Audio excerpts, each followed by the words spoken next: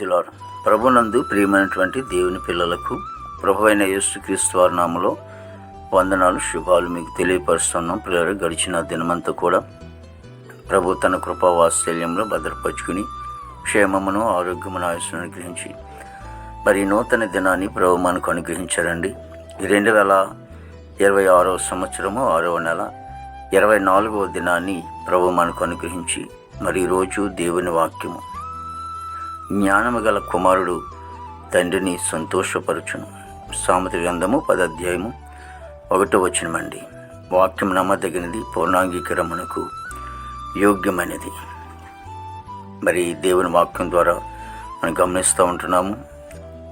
మరి జ్ఞానము గల కుమారుడు తండ్రిని సంతోషపరచునని దేవుని వాక్యం సెలవిస్తోంది. కాబట్టి మరి తండ్రికి దుఃఖం తెచ్చేవారుగా కాకుండా, తల్లిదండ్రులకి బాధాకరంగా ఉండే బిడ్డలు కాకుండా, మరి తల్లిదండ్రులకి సంతోషంగా ఉండే బిడ్డలుగా ఉండాలని దేవుని వాక్యం ద్వారా మనం గమనిస్తూ ఉంటున్నాము. అలాగే ఎప్పుడైతే ఉంటారో తల్లిదండ్రులు ఎంతగానో సంతోషిస్తూ ఉంటారు.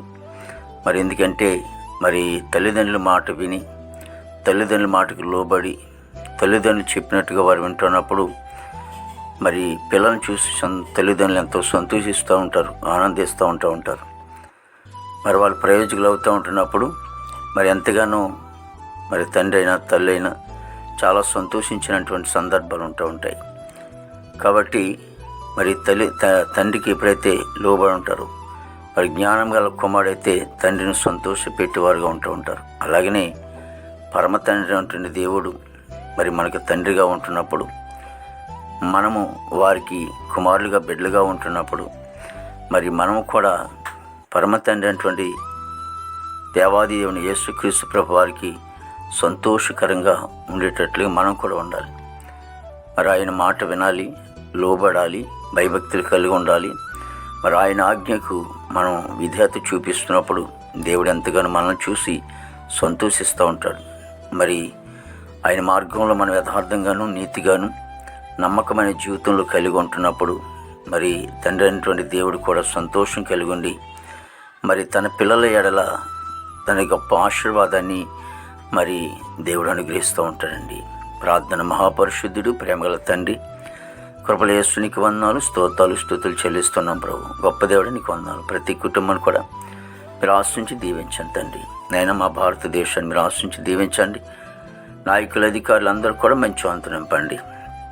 దేవానికి స్తోత్రాలు చెల్లిస్తున్నాం ప్రభు.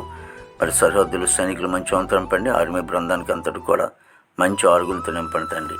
యవన బిడ్డలందరూ కూడా ప్రభు మీరు రక్షించుకోమని ప్రార్థనకి వందనాలు. చెడు వెచ్చల నుంచి దూరపరిచి వాళ్ళు రక్షించుకోండి. ఉద్యోగస్తులందరూ కూడా ప్రభా వారు చేస్తున్న ఉద్యోగంలో మీరు తోడుగా ఉండండి.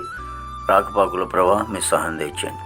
చదువుకునే బిడ్డలకు కూడా మంచి జ్ఞానం ఇచ్చి నడిపించి చక్కగా చదువుకోవడం మీరు కృప చూపించమని ప్రార్థిస్తున్నానికి స్తోత్రాలు తండ్రి. విదేశం బిడ్డలందరూ కూడా మంచి వంతరం పండి మా దేశ పాడి పంటలందరూ మీరు ఆశించి దీవించండి తండ్రి. ప్రభావిగొత్తని హాస్పిటల్ రూమ్ స్వస్థపరచండి. జైల్లో ఉన్న బిడ్డలు విడుదల చేయండి. కోర్టు గొడవలు, కేసు గొడవలను కూడా కొట్టివేని తండ్రి. ప్రభావానికి స్తోత్రాలు ప్రభా. నైనా రక్షణ లేని వారు రక్షణ, మారు మనసు లేని వారు మారు మన దయచేయండి. వివాహం బిడ్డలకి వివాహం దయచేయండి. గర్భఫలం లేని గర్భిణీ సుఖం డెలివరీ దయచేయండి. తల్లి బిడ్డకి క్షేమం దయచేయమని ప్రార్థనకి వందనాలు. ఈ దినమంతా కూడా ప్రభా నీ విశేషమైన కృపతో నింపి నీ నామానికి మాత్రమే మహిమ తెచ్చుకోండి. యేసుక్రీస్తు వారి దివ్యమైన నామములో అడుగుచున్నాం తండ్రి. ఆమేన్, ఆమేన్, ఆమేన్.